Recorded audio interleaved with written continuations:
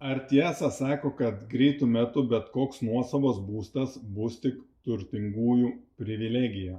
Šitą fenomeną mes jau matom, kad kuo toliau, tuo sunkiau yra įsigyti nekilnojamo turto. Nekilnojamo turtą dažniausiai įsigyja ne tie, kurie eina į reguliarius darbus, kurie uždirba vidutinius atlyginimus.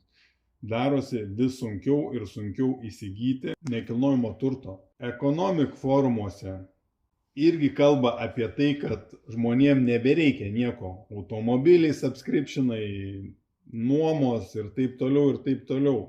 Tas subscription modelis, mėnesinės įmokos labai veikia. Mes matom per leasingus, per telefonus.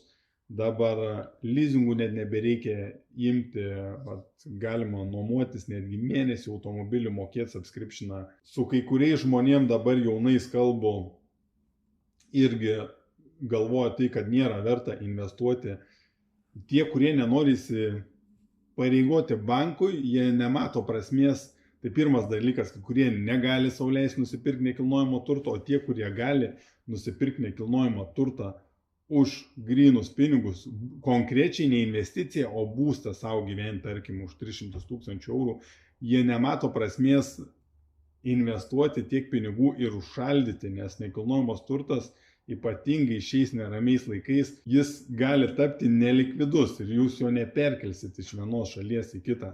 Tai žmonės dažnai nebenori to daryti, jie geriau moka nuomą už 1000 ar 1500 mėnesį ir jiem lieka tie 300 000 eurų, kurie gali generuoti didesnės pajamas.